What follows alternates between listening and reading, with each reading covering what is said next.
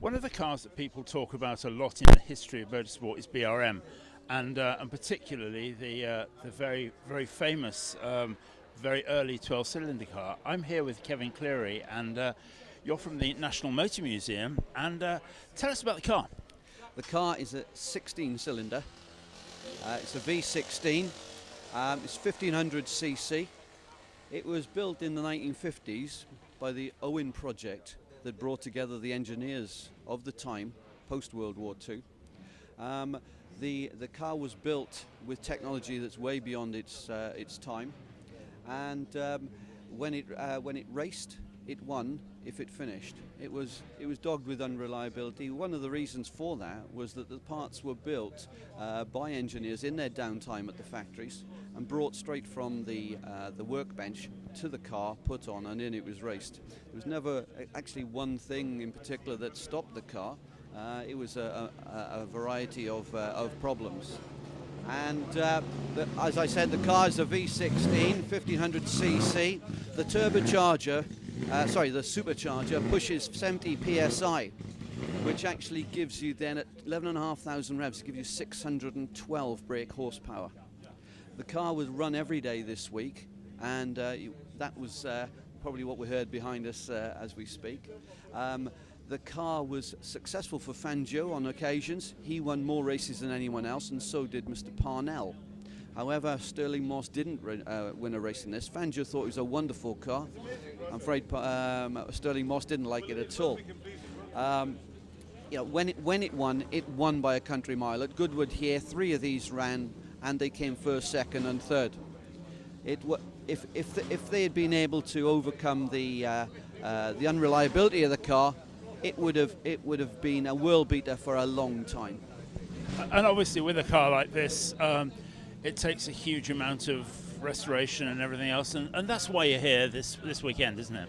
It takes us £6,000 a year just to bring it to Goodwood for the revival and the Festival of Speed.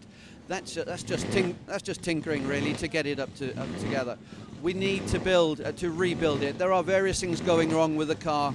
Although it's still running, there are things that if we don't sort soon, that it's going to come to a stop. So we're looking for £30,000 to totally rebuild this car.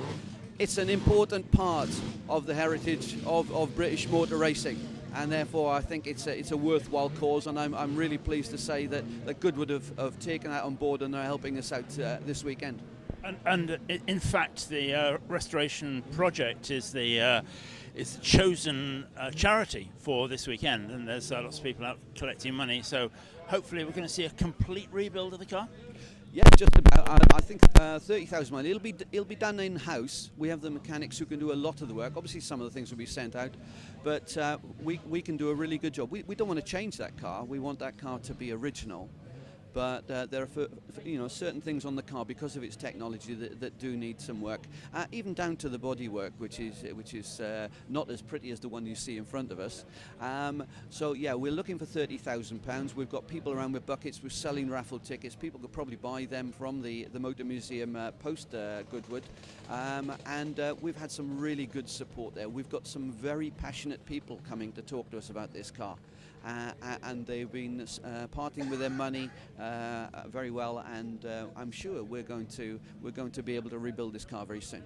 Now, at historicracingnews.com, we are hoping to do a feature on the National Motor Museum in the forthcoming weeks and months. Tell us about some of the things that an enthusiast can find down in the New Forest.